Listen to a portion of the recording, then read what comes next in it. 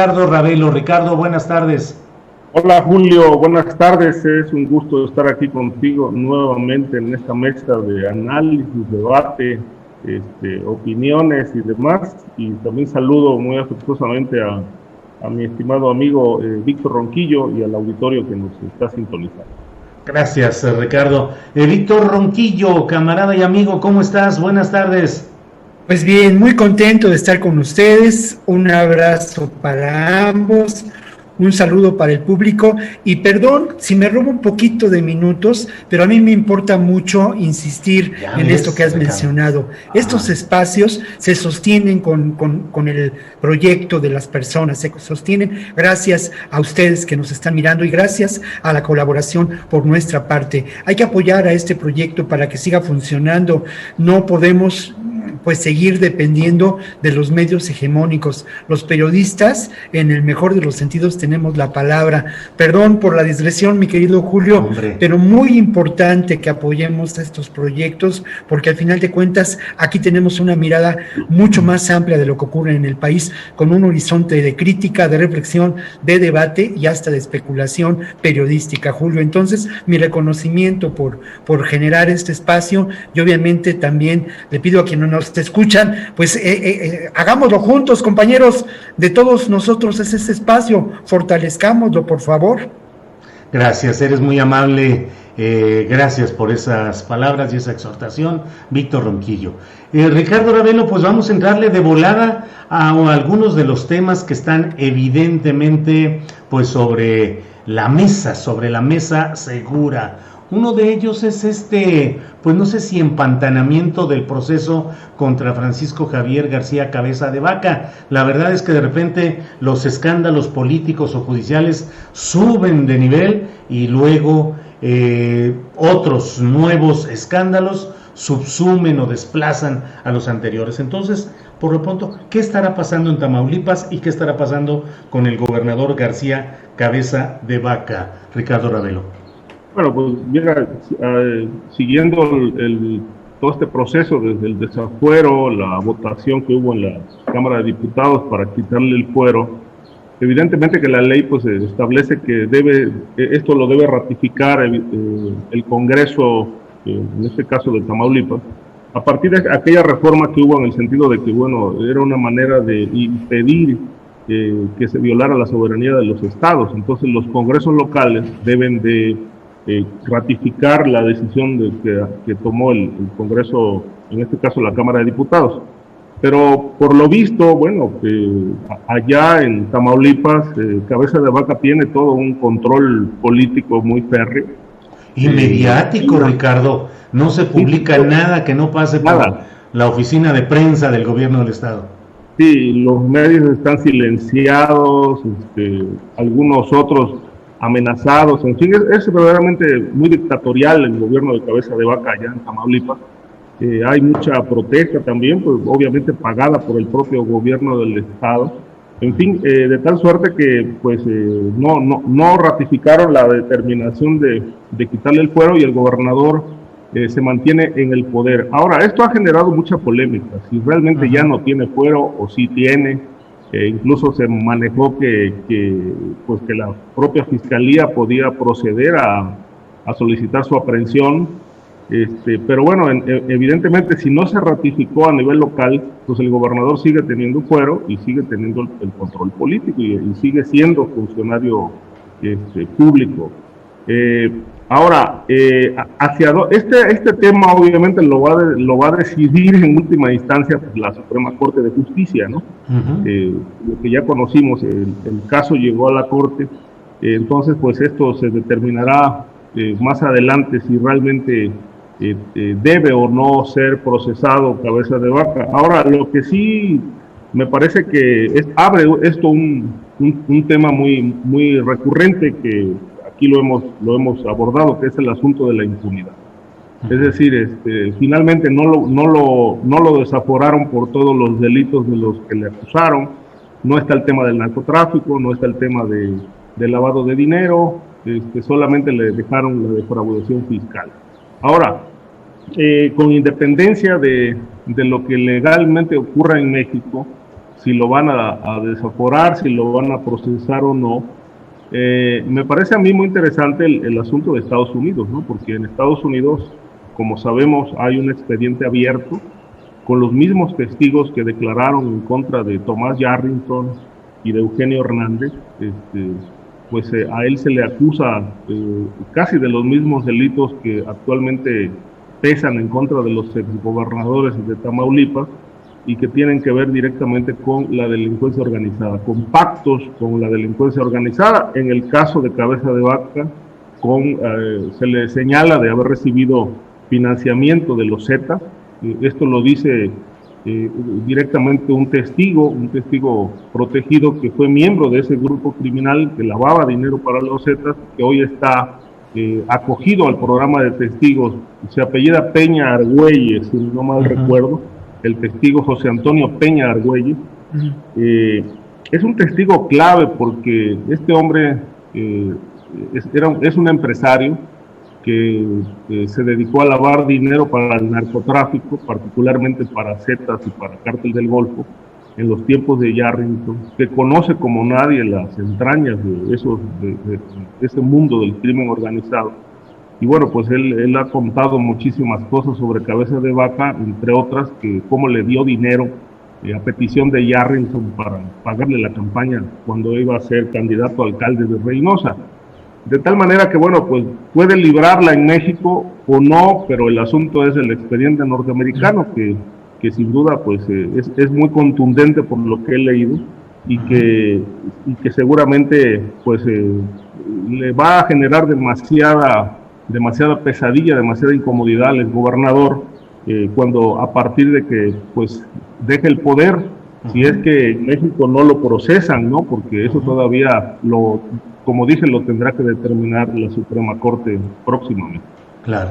Gracias, Ricardo Ravelo. Sobre este mismo tema, Víctor Ronquillo, ¿cómo ves la situación ahí en Tamaulipas, donde efectivamente los medios de comunicación están controlados, el Congreso del Estado tiene una mayoría panista que es controlada por el propio gobernador García Cabeza de Vaca? En fin, ¿cómo ves todo ese tema Tamaulipas, Cabeza de Vaca? ¿Cómo lo ves, Víctor Ronquillo? Bueno, yo lo he referido en otras ocasiones y voy a insistir en este tema, ¿no?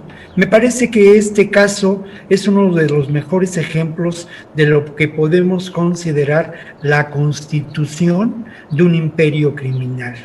Lo mismo que ocurrió con los Duarte en Chihuahua y Veracruz, con Borges en Quintana Roo, con algunas diferencias, por supuesto, pero aquí vemos digámoslo así, si seguimos la trayectoria política de García Cabeza de Vaca, sus nexos en distintos momentos con figuras como el propio Fox, con Calderón, sin duda, con figuras como Camilo Mourinho en otro momento, vemos este proceso, ¿no?, que se inicia en Reynosa y que tiene pues como finalidad no solamente aliarse y fungir como un prestador de servicios, por decirlo de alguna manera, del narcotráfico, ¿no?, sino en constituirse como un poder político, económico, clave, determinante. ¿Para qué? Esa es la gran pregunta, y de verdad que hay un asunto ahí escabroso, ¿no? ¿Para qué querían tanto dinero los Salinas de Gortari, ¿no? O sea, es un poco lo mismo, ¿no? Al final de cuentas se trata del poder, se trata del ejercer esta capacidad del dominio, del control, y lo que vimos en las primeras notas, y yo quiero reconocer a Proceso porque fue el primer medio que publicó la información en relación a lo que se estaba investigando primero en la UIF, en la Unidad de Inteligencia Financiera, y luego en la Procuraduría, en la Fiscalía General de la República, perdón. Pero lo interesante era que veíamos esos elementos, ¿no?, que son parte del expediente. Es decir, una cosa es que en ese momento se le formule la posibilidad del desafuero o se lleve adelante este proceso jurídico, y otra cosa es que no existan elementos para una posible acusación. Este intento, esta construcción de un imperio criminal tiene que ver también con estas ínsulas del poder que se generan en los estados desde la época de Fox, por razones obvias, ¿no? Cuando el sistema político mexicano entra en una contradicción y genera la posibilidad de una transición interrumpida o una transición malograda, pues los espacios de poder en los estados se constituyen francamente como autónomos, sin la gestión y la organización de un poder central, de esa dictadura blanda que se estableció a lo largo de los años por parte del PRI, ¿no? Entonces creo que aquí habría que preguntarnos solamente temas como el siguiente, ¿no? ¿Por qué esta respuesta política, y ya lo había mencionado yo en otro programa, por qué esta respuesta política por parte de lo que podemos considerar las fuerzas vivas del panismo en defensa de García Cabeza de Vaca, que por cierto ahora no se han expresado de manera tan virulenta como lo hicieron, ¿no? Eso es una primera pregunta a la que habría que responder. Lo segundo, las argumentaciones de defensa del propio García Cabeza de Vaca hablan de un enfrentamiento con López Obrador y de que, bueno, hay una persecución por parte del presidente sobre él. Bueno, pues es posible, pero uno se pregunta por qué, si al final de cuentas podría parecer que hay personajes con mayor fuerza política en el escenario como contendientes en un futuro por la elección presidencial, como podría ser el gobernador de Jalisco o el propio Corral, ¿no? Hay de verdad fondo en esta aseveración, hay de verdad una investigación por parte de lo que podemos considerar la inteligencia política de Tamaulipas y de los aliados del gobierno de García Cabeza de Vaca para insistir en ello, o simplemente se trata de una argumentación para dejar de lado las posibles causas de esta, como yo lo menciono, ¿no?, de este móvil de construir un imperio criminal. Y lo que dice Ricardo es muy acertado. Podrá librarle en México, pero ya desde hace años hay investigaciones realizadas en Estados Unidos. Lo otro que es importante mencionar es que al final de cuentas, y esto me parece muy importante, estamos hablando de una nueva realidad política y social, no hay duda. Al final de cuentas no es determinante la decisión presidencial para el caso García Cabeza de Vaca.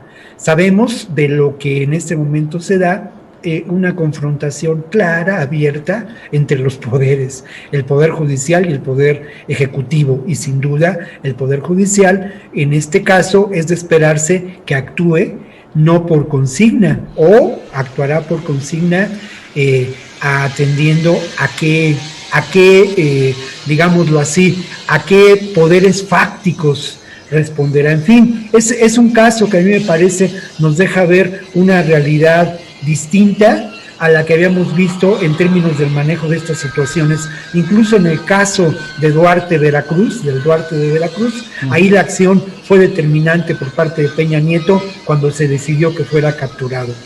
Bien, gracias, Víctor. Para quienes están preguntando por nuestra compañera Guadalupe Correa Cabrera, he de decir que pues problemas de agenda, de compromisos que tenía que cumplir, nuestra compañera que tiene pues mucha actividad como académica, escritora, partícipe en programas de opinión, bueno, pues no pudo estar con nosotros, nos avisó con toda oportunidad, y hoy por eso estamos en este mano a mano, en este duelo tan esperado entre Ricardo Ravelo y Víctor Ronquillo. Claro que nos da mucho gusto que estén ellos dos, y saludamos como siempre a Guadalupe Correa Cabrera. Y mientras pasamos al siguiente tema, Ricardo, déjame nada más actualizar información y decir, ya Adriana Buentello nos lo dirá más adelante, pero el propio ministro presidente de la Suprema Corte de Justicia de la Nación, Arturo Saldívar, ha acudido hoy a Palacio Nacional. No hubo declaraciones, no se ha dicho para qué fue a Palacio Nacional. Hay versiones de que se reunió con el consejero jurídico de la presidencia, Julio Scherer, y hay otras versiones menos insistentes, en el sentido de que se habría reunido con el presidente de la República o con el presidente y con el consejero jurídico. Sin embargo, la mayoría de las versiones apuntan a que la reunión fue con el consejero de la presidencia. Sea como sea, hoy el presidente de la Suprema Corte de Justicia de la Nación ha caminado por la Plaza de la Constitución para salir de la Suprema Corte y entrar a Palacio Nacional. Bueno, Ricardo Ravelo, aunque es un tema aparentemente pues, solo capitalino, el accidente en una estación del metro de la Ciudad de México, pues la verdad es que tiene muchos ribetes políticos, electorales, pero también los relacionados con la justicia y la seguridad. Ricardo Ravelo, ¿habrá justicia en todo este largo proceso que ha implicado acusaciones de corrupción, de malos manejos, de malos diseños, de elevación del presupuesto original de una manera desproporcionada para terminar siendo muy caro? En fin, te pregunto si ha habido justicia en ese proceso, si podrá haberla, y también pues la exigencia de la gente en que quiere seguridad para hacer uso de este transporte público. Por favor, Ricardo. Es un tema muy sensible, Julio, porque bueno, implica la vida, evidentemente. Viajar, transportarnos en una ciudad tan compleja como la Ciudad de México, en el transporte público hoy en día es sinónimo de inseguridad. Uh-huh. En el transporte, digamos, sobre ruedas, lo que son los famosos microbuses, los camiones, etcétera. Bueno, hemos visto escenas verdaderamente atroces, terribles, de los asaltos, de las agresiones, de violaciones. Es decir, evidentemente no hay seguridad en el transporte público de la Ciudad de México. Uh-huh. Pero por otro lado, ya desde hace mucho tiempo venimos viendo graves problemas, graves fallas en el sistema del metro. Uh-huh. Evidentemente, bueno, los datos por ahora apuntan a que la justicia está bastante lejana. Simple y sencillamente, ayer desecharon la posibilidad de que se armara una comisión para investigar a fondo las causas del accidente del pasado 3 de mayo, que a mí me parece esencial conocer realmente por qué se desplomó ese tramo, que causó pues esta veintena de pérdidas humanas, más las personas que sobrevivieron. Bueno, lamentablemente algunas están fracturadas, algunas otras no van a poder caminar, etcétera, etcétera. La gran pregunta es, y yo la hacía el otro día en las redes, ¿no? ¿Dónde está el dinero que debe destinarse para el mantenimiento de un medio de transporte tan importante en la Ciudad de México? Uh-huh. ¿Qué se ha hecho con ese presupuesto? ¿Dónde está? ¿Quién lo maneja? ¿Cómo se maneja? ¿Se invierte? En fin, lo pregunto porque estuve revisando algunos datos, por ejemplo, el sistema del Metro de Londres, que el Metro de Londres es el más viejo del mundo, mueve 4 millones de pasajeros diarios y tiene 274 estaciones. Este metro lo fundaron, bueno, lo crearon, lo echaron a andar en 1863 y 5 años después arrancó a funcionar el metro de Nueva York, que es el segundo más viejo del mundo. Ahora, estos sistemas de transporte, ¿por qué funcionan tan bien? Leía, bueno, porque tienen un equipo de expertos que están constantemente analizando, previendo fallas y se adelantan a las mismas. Están checando el funcionamiento de los trenes, las máquinas, y cuando las piezas están desgastadas se adelantan y las reemplazan, porque dicen ellos, de acuerdo con el sistema que tienen de revisión, que les costaría más caro esperar a que una máquina falle. De tal manera que, bueno, están atentos al funcionamiento óptimo, están atentos a la calefacción de todas las estaciones, de las 274 estaciones, para que en época invernal no falle. Están atentos a que los espacios para las enfermerías y atención médica en cada estación estén funcionando óptimamente. Es decir, ¿cuál es la diferencia? Simple y sencillamente que se hacen las cosas. Lo esencial está resuelto. Hay un presupuesto y hay una voluntad para que eso ocurra. En el caso de Londres, en el caso de Nueva York, que tiene 34 líneas y 468 estaciones, es el mismo sistema. el mismo sistema de prevención, de atender puntualmente y anticipadamente incluso las posibles fallas. Es decir, hay un trabajo de prevención y esto lo hace un equipo de expertos que solamente funciona para eso. En el caso de la Ciudad de México, lamentablemente lo que vemos es un abandono. Las estaciones se inundan, hay inseguridad, hay poca iluminación, incluso en la noche, y obviamente con todas estas fallas, es evidente, claro, que no hay voluntad de que ese sistema, que es muy nuevo, tiene apenas 50 años, esté ya prácticamente en la ruina, ¿no? Y con tantos problemas de inseguridad para transportar a la gente en una ciudad tan inmensa y tan compleja como la Ciudad de México.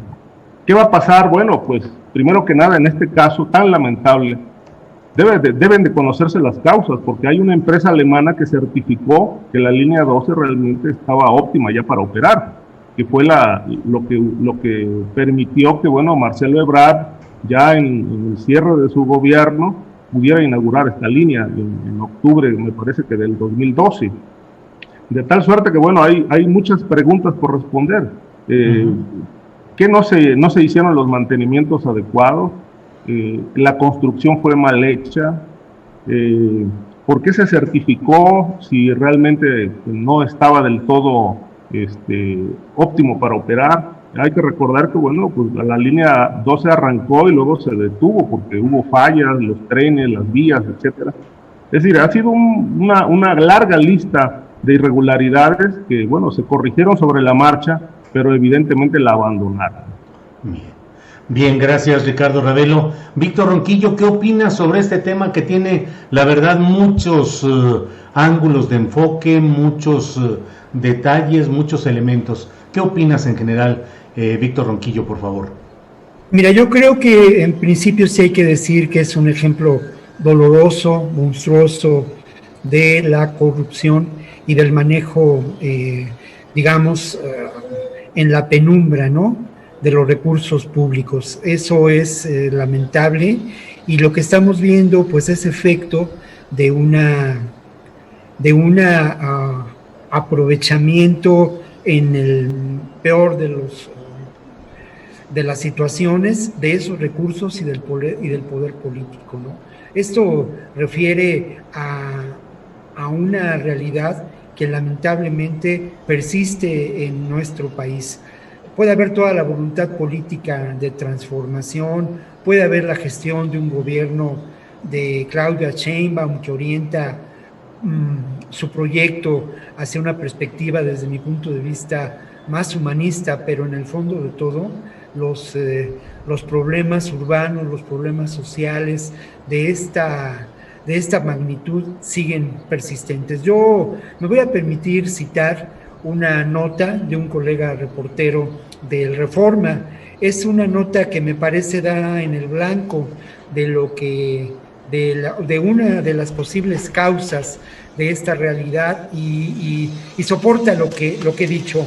El colega es Rolando Herrera, y dice él que la Auditoría Superior de la Federación denunció en el 2011 que en la construcción de la línea 12 del metro hubo nepotismo, incremento injustificado de costos en las estaciones y tramos. Esto ya lo sabemos. Lo interesante es en el siguiente párrafo, donde dice, al dar a conocer en aquel año, lo que dice Rolando, al dar a conocer en aquel año los resultados de la revisión de la cuenta pública de 2000, la Asamblea Superior de la Federación informó que Enrique Horcasitas Manjarres, quien estuvo al frente del proyecto, es hermano de Luis Horcasitas Manjarres, quien en ese momento era miembro del Comité Ejecutivo de ICA y responsable de su unidad de construcción civil a la que se asignó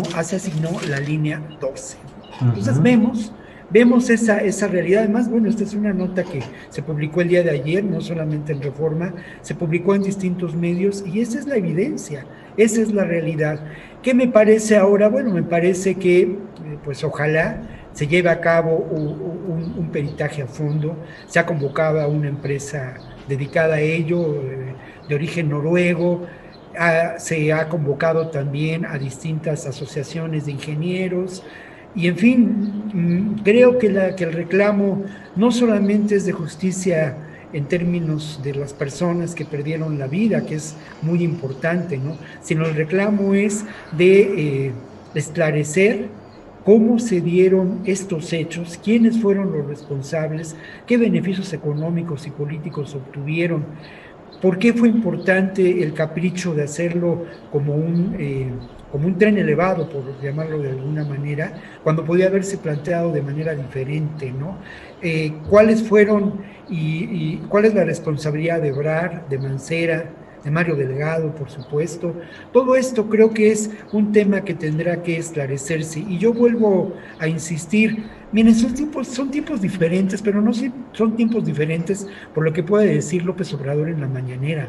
Son tiempos diferentes porque hay una paradoja, ¿no? Muy clara en este momento en la realidad política y social del país. Ante la degradación del sistema político, ante la degradación de la clase política también, tenemos una sociedad civil cada vez más informada, cada vez más participante, tenemos la construcción de espacios democráticos de información, tenemos la voluntad de muchos periodistas, profesores, personas militantes de organizaciones no gubernamentales, en fin, que exigimos ante el poder político, pues verdad y justicia, ¿no? Eso me parece muy importante y creo que la verdad y la justicia en este caso tienen que ver con pues lo que ya había mencionado, ¿no? El grado de responsabilidad que pudieron tener algunos de estos personajes. Cerraría diciendo que es cierto lo que dice Ricardo.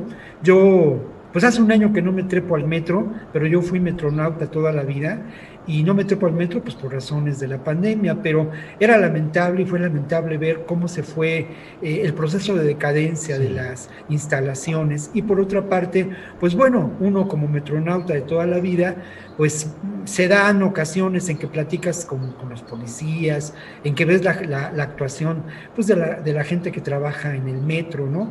Y ahí sí me parece que los han dejado sin herramientas para poder trabajar. Me parece que es muy ofensivo que se diga que quieren lucrar políticamente estos grupos, que claro que tienen sin duda una posición política, pero ya desde hace buen rato existen reclamos por parte del sindicato y de los sindicatos, creo que son dos, de trabajadores del metro, que han expresado la necesidad de que se revise, de que se dé mantenimiento oportuno a las instalaciones del metro. Lo otro, no es el primer accidente en esta gestión gubernamental en el metro, eso no podemos olvidarlo, ni tampoco, pues esto también es una información que se ha divulgado profusamente, pues la historia de la línea 2 es una historia manchada de accidentes, manchada de manejos turbios y lamentablemente, y esto también hay que referirlo, porque es parte de una realidad de contrastes sociales y de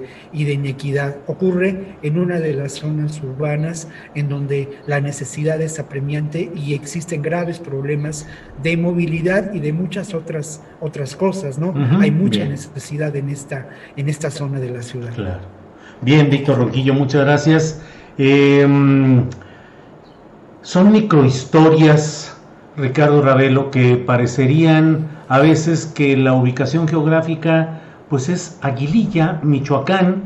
Habrá mucha gente a la que a lo mejor no le dice gran cosa este municipio michoacano, pero ha sido escenario de algo pasmoso. El Mencho, el líder máximo del cártel Jalisco Nueva Generación, ha puesto sus mantas para decir: aquí estoy y me voy a quedar como el jefe de esta región, luego de intensas semanas de balaceras, de desapariciones, de enfrentamientos, de desplazar a los elementos de otros cárteles y de una presencia pues poco efectiva de la Guardia Nacional y de las policías federal y estatales, e incluso con la presencia del nuncio apostólico que hizo una visita especial al lugar. ¿Qué significado tiene este tema de Aguililla, Michoacán, y la predominancia que dice tendrá ya el Mencho? ¿Qué es lo que ves en todo esto, Ricardo Ravelo, por favor? Bueno, evidentemente es un territorio que está en disputa hace mucho tiempo, no desde ahora, pero en los últimos 2, 3 años ha habido una guerra ahí muy fuerte, o capítulos de una guerra que se ha extendido, que no ha terminado por el control territorial. Es clave, evidentemente, esto ya lo sabemos, qué significa Michoacán en la geografía del narcotráfico. Pues es la puerta del Pacífico, de la ruta más explorada, tan socorrida como el Caribe, pero bueno, esta obviamente es muy importante porque ahí desembarca pues casi la mayoría de los cargamentos que provienen de Centro y Sudamérica a través del Pacífico. Incluso, bueno, hay historias documentadas de cómo el movimiento de drogas se hace a través de sumergibles, ¿no? Los llamados submarinos, etcétera. Hay toda una narrativa al respecto, pero desde el punto de vista del control territorial, bueno, es la tierra del Mencho. Ahí, pues, evidentemente se trató de impedir supuestamente, ¿no? La incorporación o sea, el control del crimen a través de las llamadas autodefensas, que desde mi punto de vista, bueno, pues terminaron infiltradas por el narcotráfico. Muchas de estas autodefensas las financió el Mencho, les dio armas, les dio dinero, etcétera, para ir preparando el control territorial que hoy ya detenta en Michoacán. Y lo peor de todo es que dado este control que tiene evidente ya el crimen ahí, particularmente este grupo, el Cártel de Jalisco, pues la autoridad tenga que pedir permiso para entrar a Michoacán.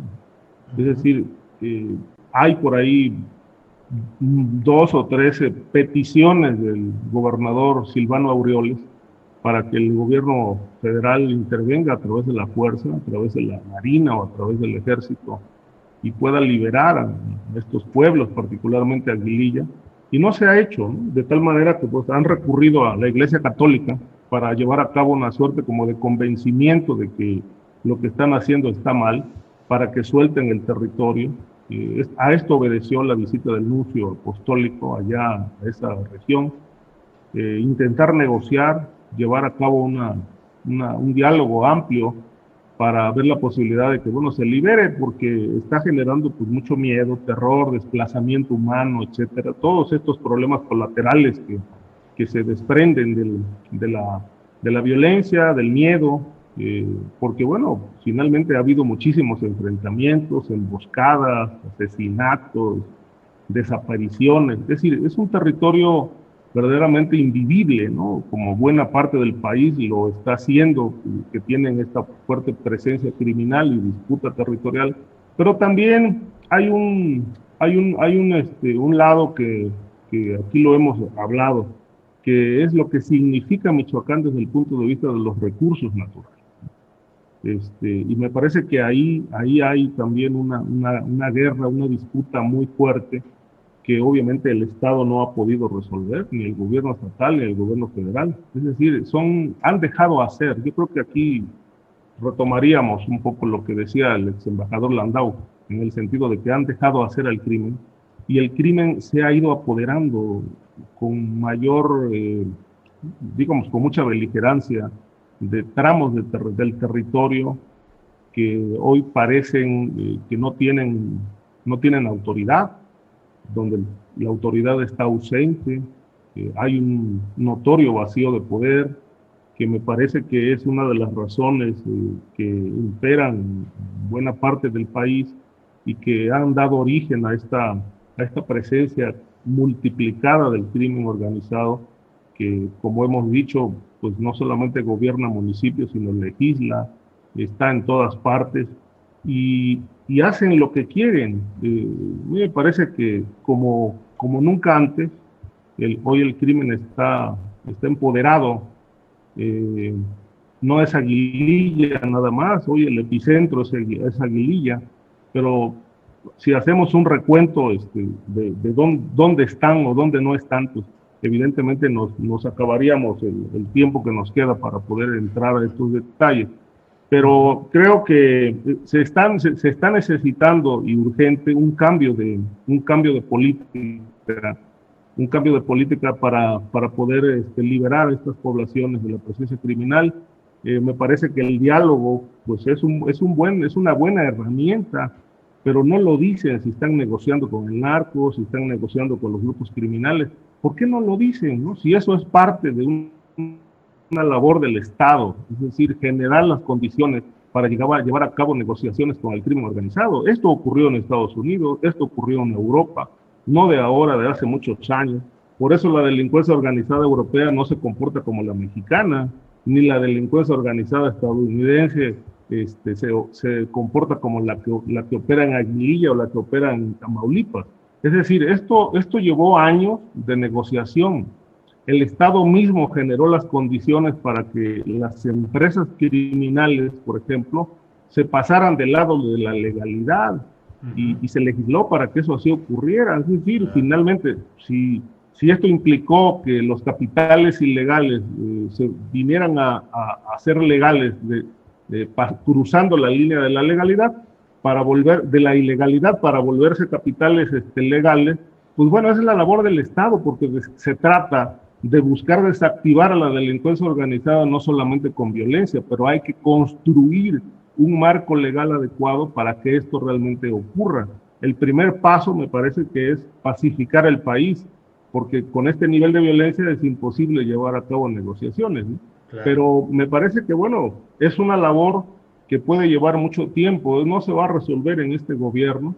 Si acaso se pueden sentar algunas bases importantes para ir construyendo realmente una negociación a largo plazo que permita que la violencia finalmente deje de ser la nota de todos los días.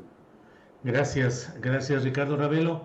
Víctor Ronquillo, pues son muchos los temas que podemos derivar de esta microhistoria, que yo la llamo así, solamente por mencionar que desde Aguililla, Michoacán, podemos entender el macrocosmos de lo que sucede en este pues predominio, en esta injerencia dominante de grupos del crimen organizado en todo el país, porque efectivamente no solo es Aguililla, aunque Aguililla me parece, no sé cuál sea tu opinión, Víctor, que concentra pues todos esos ingredientes de donde el jefe del cártel dominante dice: aquí yo mero, son mis chicharrones los que van a tronar de aquí en adelante. Pero en general, ¿cómo ves todo este tema, Víctor, por favor? Sí, mira, yo creo que lo que nos deja ver, y me parece que estoy de acuerdo con lo que has planteado, porque de alguna manera esta microhistoria o esta historia es un reflejo de lo que puede ocurrir en distintas regiones del país, en distintas regiones incluso del continente, ¿no? Y también, me atrevo a decirlo, en distintas regiones del mundo. ¿A qué me refiero con esto? A que sin duda son espacios de la guerra que se está librando en esos momentos a nivel mundial, de una guerra muy distinta, con propósitos incluso diferentes a lo que fue la Primera y la Segunda Guerra Mundial. Hay muchos teóricos en relación a esto que estoy refiriendo. Estas ideas son pues, ¿cómo decirlo, no? Pues transformadas, refriteadas, por mi parte, pero con el afán de argumentar y de difundir estas reflexiones, ¿no? Miren, el tema tiene que ver con estas microguerras que se llevan a cabo. Hace algunas semanas reflexionamos en torno a lo que decía el jefe del Comando Norte, ¿no? Del 30 o el 40% de territorio en poder del crimen organizado y un territorio de enorme ingobernabilidad. Esto lo discutimos y reflexionamos en torno a ello. No, lo grave es que hay buena parte del territorio nacional, no sé qué tanto, no sé qué porcentaje, en donde se llevan a cabo realidades que tienen que ver, en donde suceden hechos que tienen que ver con estas microguerras, con estos espacios de disputa del territorio y del control económico y político de ese territorio, ¿no? Y obviamente ese control económico y político del territorio no corresponde necesariamente a mafias del crimen organizado, corresponde a la construcción, insisto en ello, de estos imperios de poder criminal. La economía del delito, que tiene como elemento central a estos imperios, tiene que ver, sí, con el tráfico de drogas, pero también tiene que ver con la extorsión, en este caso muy concreto a las compañías mineras, o a los productores de limón, y tiene que ver también con el control de la obra pública, y tiene que ver también con lo que podemos considerar el negocio del armamento.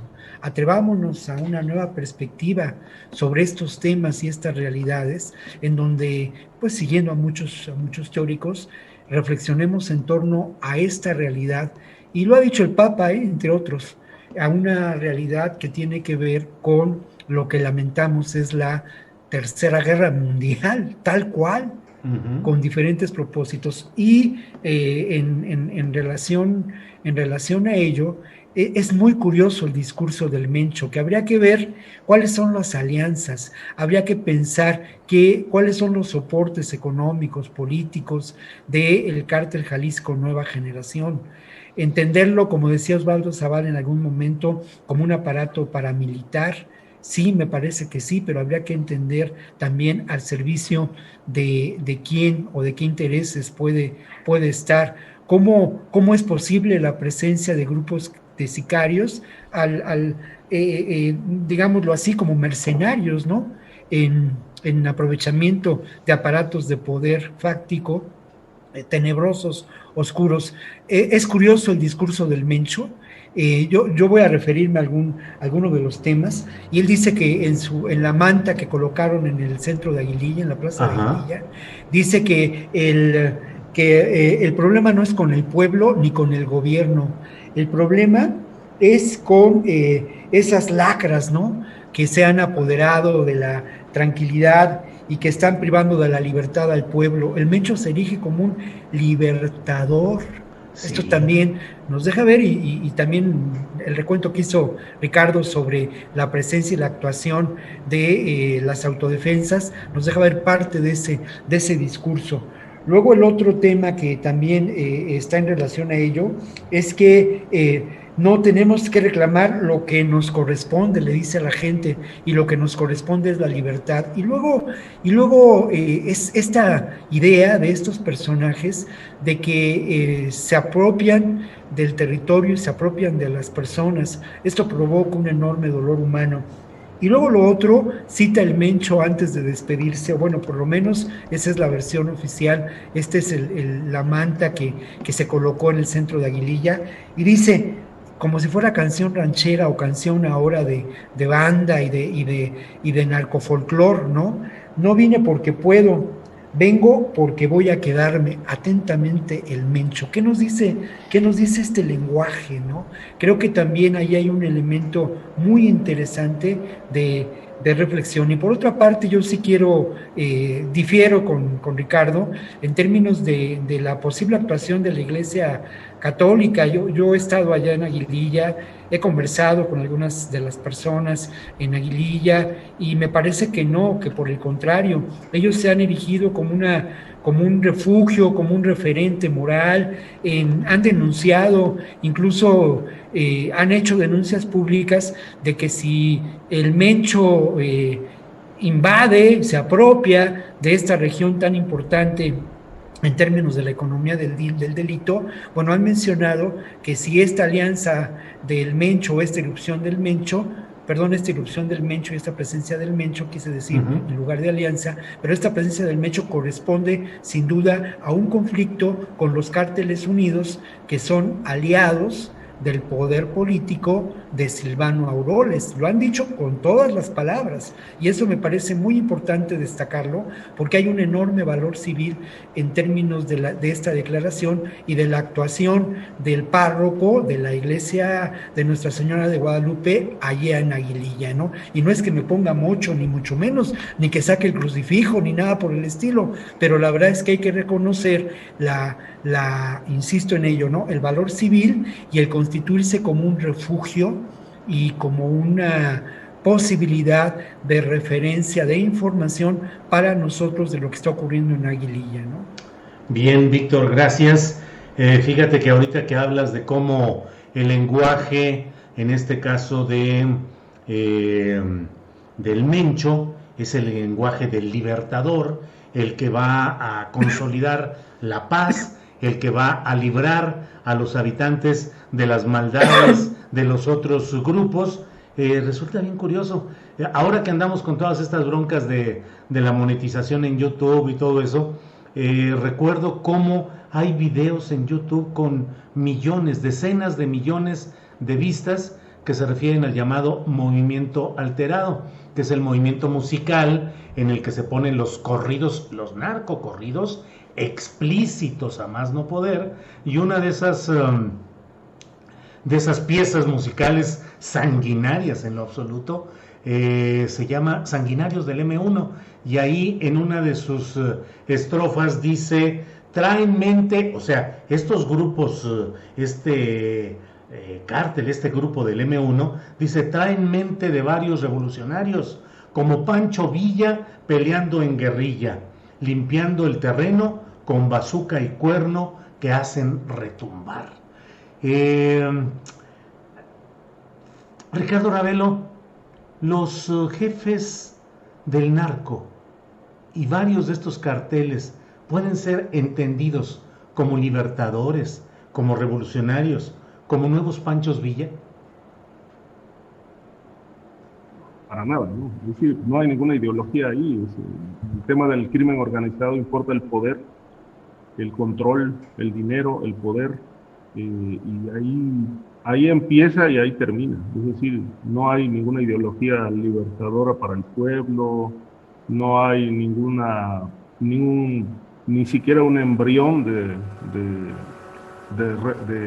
algo revolucionario. Para nada. Es decir, ellos se escudan en todo este ropaje.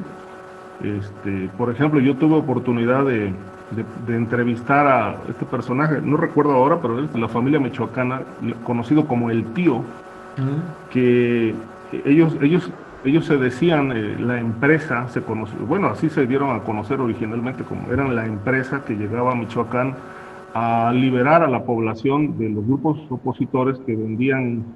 Es decir, en aquel momento había una derivación de la cocaína que le llamaban hielo, y que según este personaje eso mataba en muy poco tiempo a los consumidores, dice, y nosotros sí cuidamos la salud de la gente porque no vendemos hielo, vendemos una sustancia de más calidad que no genera tanto daño como el hielo.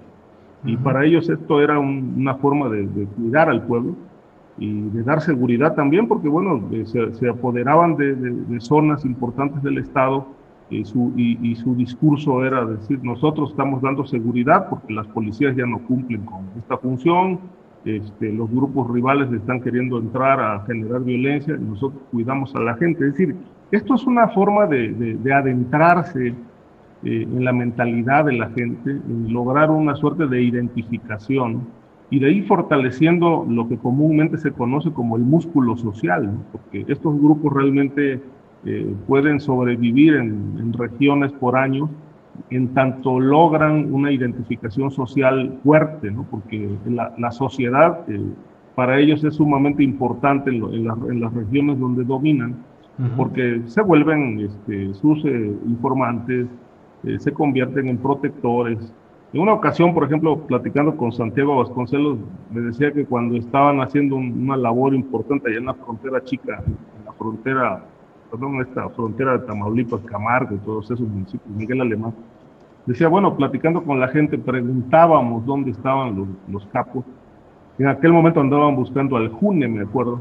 Dice, y la gente sabía dónde estaba escondido, pero nunca dijeron absolutamente nada, porque el June les daba de comer, el June se encargaba de comprarle libros a sus hijos, útiles escolares, mandaban a pintar la iglesia, pintaban las escuelas, introducían alumbrado público.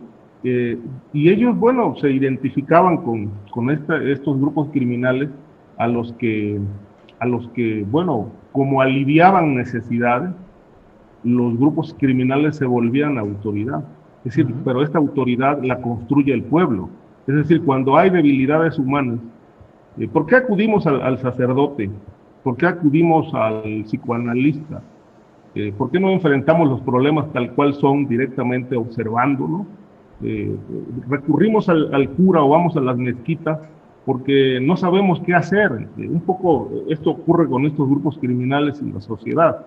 Entonces la misma sociedad construye a las autoridades ante el vacío interior o vacío que enfrenta en el día a día. Entonces los capos se convierten en autoridades, en benefactores, en hombres importantes, porque alivian necesidades. Y esto lo conocen muy bien los capos, han sabido explorar esta parte psicológica de la gente, que ahí donde hay vacíos, no solamente legales y de Estado, sino vacíos interiores en la sociedad, ellos encuentran realmente un extraordinario asidero. Bien, Ricardo Ravelo, gracias. Pues estamos ya en la parte final de esta mesa segura, son las 2 de la tarde con 51 minutos. Debo decir que llevamos casi 50 minutos sin que discutan encendidamente Ricardo y Víctor, a pesar de que hoy han estado ellos solamente en el uso del micrófono. Este ejemplo de civilidad y de grata convivencia, ¿Alguien iba a decir algo?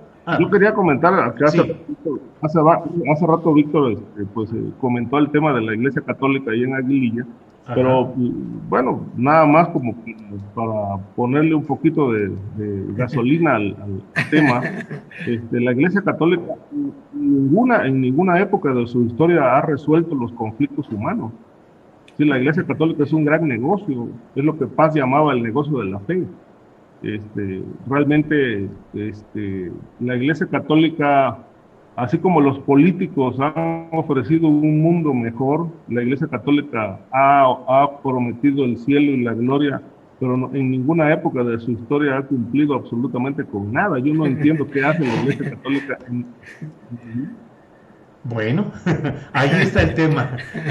Ahí es el tema, ¿no? Bueno. Mira, yo creo que solamente por el afán de polemizar un poco, pero mira, no podemos olvidar, por otra parte, es cierto, ¿no? Esto es una parte de la historia de la Iglesia, pero la Iglesia es como un Estado, y en un Estado hay diversidad, hay muchas cosas, ¿no? Yo, por el contrario, apuntaría la importancia de la Iglesia Católica, sobre todo de los jesuitas y de los dominicos, no en la historia pasada de este país, sino en la historia actual. La cultura de los derechos humanos tiene mucho que ver con la actuación de defensores de derechos humanos, como David Fernández, en algún momento dado director del Centro de Derechos Humanos, Miguel Agustín Pro, de Samuel Ruiz, en otro momento importantísimo, ¿no? En la defensa de los derechos humanos, cuando la irrupción zapatista, y también en pues solamente para poner algunos nombres sobre la mesa, Abel Barrera de Tlachinolan,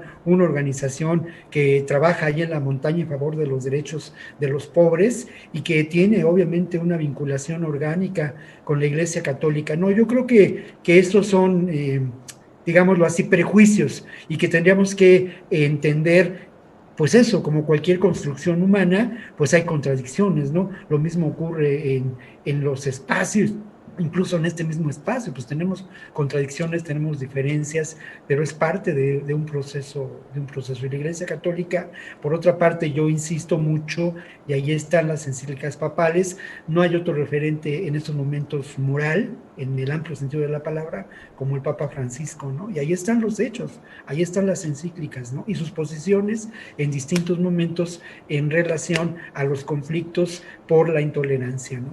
Bien. Ahora, lo que sí es cierto, Víctor, es que, bueno, un conflicto como el de Aguililla no se resuelve rezando en mezquitas ni en templos, ¿no? O sea, es que la actuación de la actuación de la Iglesia Católica en Aguililla no ha sido el rezar, fue un acto político el que se presentara ya el representante del Papa en México, ¿no? El nuncio apostólico, y fue muy importante, por otra parte, sigue siendo muy importante, este carácter de refugio, este carácter de consuelo, y este carácter de denuncia y de acompañamiento de los pobres, del padre, el padre Gilberto Guevara, de allá de Aguililla, ¿no? Y sus valientes declaraciones en los medios, ¿no? Entonces, no, es complejo, ¿no? Es complejo, y además, lamentablemente, lo hacemos desde aquí, desde la comodidad de nuestros estudios, oficinas y donde estamos, sin entender lo que ocurre allá en Aguililla y cómo él se está jugando la vida, ¿eh? O sea, él se juega la vida todos los días. Bueno, pues les agradezco a ambos la posibilidad de haber contado con su opinión, con su punto de vista, y nos veremos el próximo jueves en otra mesa segura, mesa de seguridad, en la que esperamos ya contar con la presencia de nuestra compañera Guadalupe Correa Cabrera, que hoy no pudo estar por razones explicables, pero esperamos ya el próximo jueves tener nuestra mesa de 3. Así es que gracias, Ricardo Ravelo. Bueno, pues el internet siempre andamos con esas broncas. Gracias, Víctor Ronquillo. No, muchas gracias, Julio, y seguramente se nos escucha, Ricardo, muchas gracias también. Gracias a Adriana y a todos los que hacen posible este proyecto. Insisto mucho en exhortar a la gente para que le entremos, que cooperemos. Nosotros le entramos con muchas ganas, pero necesitamos soportar este proyecto porque si no, pues lo que va a privar es una versión limitada de la realidad que ya conocemos se da en los medios hegemónicos, ¿no? Entonces, a entrarle, y de verdad, Julio, que gracias, y a Adriana y al equipo de producción por mantener vivo este esfuerzo. Muy bien, gracias, Víctor Ronquillo. Ricardo, ya regresaste solo para que te digamos gracias por tu participación de hoy. Buenas tardes y nos vemos pronto.